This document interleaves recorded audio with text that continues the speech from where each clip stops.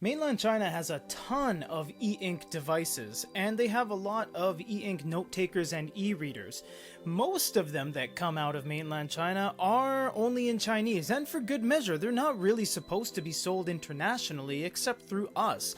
Hanvon is a little bit of a different breed. Hanvon made the first color e-reader ever back 10 years ago. They've licensed out the JetBook device, they make NFC key tags, and they make some e-readers of their own as well.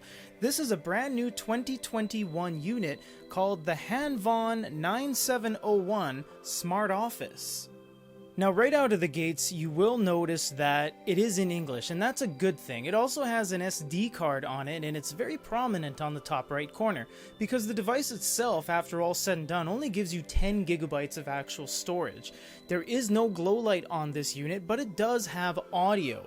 There's also some things up top that allow you to refresh, command Bluetooth, Wi-Fi, or even clear all data to speed the device up. No, there is no A2 mode. In terms of touch support, that's where it gets a little bit strange. You do have capacitive, of course, with your fingertip, and you can use the pen as well to do some interaction. However, any other pen doesn't really work on this, so we've guaranteed that it's not using Wacom, because the Remarkable pen, which is pretty much set to work on anything and everything, doesn't work whatsoever.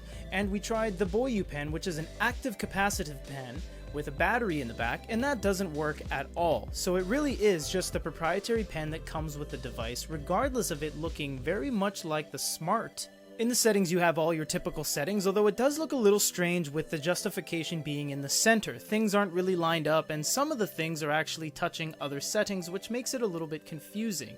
All of your resources are at the back. There's the 10 gigabytes we mentioned earlier, software update, system update, pen touch calibration, and more. The Hanvon bookstore boots up like this. You have all of the downloads and purchase information on the right, and on the left you have some categories like bestsellers, today's newspaper, etc. We'll click on something to show you your purchase decision. Everything is in renminbi or yuan, and it does work outside of China if you have the correct billing information on your account. You can download, collect, or comment on it as well. Everything is down below, but unfortunately, because this is Chinese content, it will only be in Chinese, regardless of the UI being in English.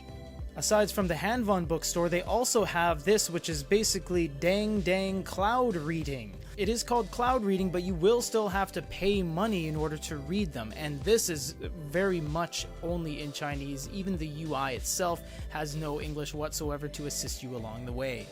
That being said, this device very much relies on you sideloading in your own content, which to its credit it does very well. It reads a myriad of formats, you just sideload everything in, and you start reading.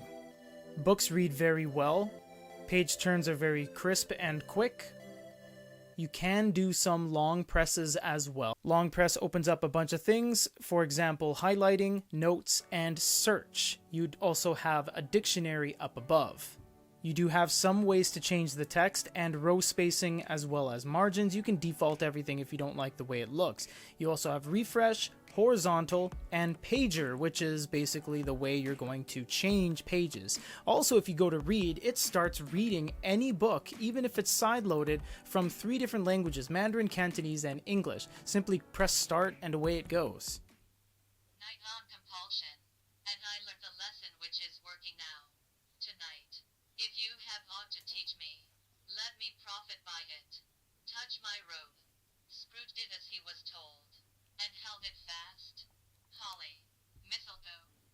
Unfortunately, the voice is slightly robotic, and that's because this is not proprietary content. This is just any old thing you would sideload in, but it can do it. And you do have a lot of ways to change things. You have voice female, sometimes you have voice male on different languages. You also have timer, speed, and volume controls.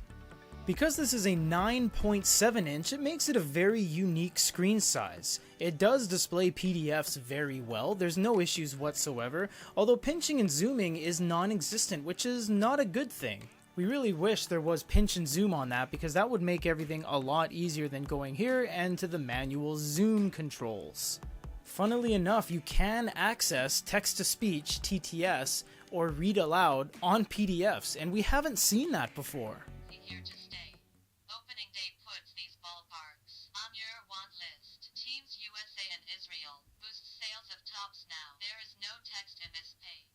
Granted, it's not very good, and if you go to a page that it doesn't actually find any text, it will just say there's no text on this page. But it's amazing that out of the box you can do that. There are some contrast controls down below, and you have screenshot. You can save the entire thing or an individual image. You can also go to post-still, which basically allows you to draw on it. I'm not sure why it's called post-still, and you get some settings up above, but we'll save that to the note-taking segment. Manga looks alright, and the resolution is adequate enough to keep up with it. Now, it is a little bit squirrely when it comes to side-loaded content, and it does take a little bit of time to turn pages. Formatting is not that great either, so you really do have to be patient with this when it comes to manga. The note-taking experience is a little bit strange. For a note-taking tablet, it's rather lackluster. Now, you do have some cool things like when you make a new note, you get this ledger here, and you can draw on it. You can draw whatever you want, and click OK, and that will become the thumbnail once you go to your overview, which is kind of interesting, and we've never seen that before. Now, that being said, when you're in the note-taking experience, you get 5 writing utensils: pencil, pen, brush, ballpoint, and fountain. They all look roughly the same as well. You can choose from 18 templates through 2 pages, which is pretty handy actually. Everything from music staff, point, composition, Cornell notes, schedules, grid, and even calendar. The pen writes very well, it's actually pretty quick, and it looks fantastic. The eraser works very well on the back, and using the eraser tool. Now, a downside is that all the eraser tools are very minimal, and they bury undo inside the eraser dropdown, which is not very intuitive. It should be on the bar at the top. Also, something pretty embarrassing, but we have to be honest, that's it. You get 5 writing utensils, 5 line thicknesses, even though it has pressure sensitivity, no shapes, no colors, no layers, nothing else. Which is surprising because this is a note-taking tablet, and there's really nothing else you can do. You do have a more section, which is just tons of exportation, PDF exports, picture exports, or setting the thing that you've written as your display background or off-screen image. You can also share, but only with Evernote and a QR code. You do have email, but it doesn't work with all email accounts. It's going to be very specific, and the account customization is pretty lackluster as well. After reviewing thousands of e-ink devices over a decade plus, this device has left us wondering, what is this? Who is this for? If you look at the paper, it has USB, onboard audio, TTS on anything. They made their own stylus, it's in multiple languages, it has email. It's the only real device with 9.7 inches in this day and age.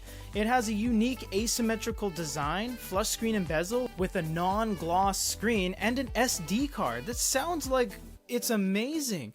But then when you look at it, it's a note-taking tablet with absolutely no note-taking customization. There's no glow light either, and it doesn't have Wacom. Only the stylus that's included works. Anything else has very little overall function, a wonky email system, Chinese-only content, really weird UI formatting, only 10 gigs of space out of the box, and it's running Android, which means you can install APKs, but there's no way to access them. And most, if not all, APKs make the device crash, in which case you need a full hard reset. Who is this device for? It's coming from Hanvon, who is a semi-major manufacturer in the world of e-ink devices for a long time now, but we just can't put our finger on what this device is supposed to be. It feels modern, but it also feels like it's from 2011 at the same time. If you do want to grab one of these, it is available on our website at goodyreader.com/blog/shop for a full review of the 9701 2021 unit, the Smart Office by Hanvon. This is Peter.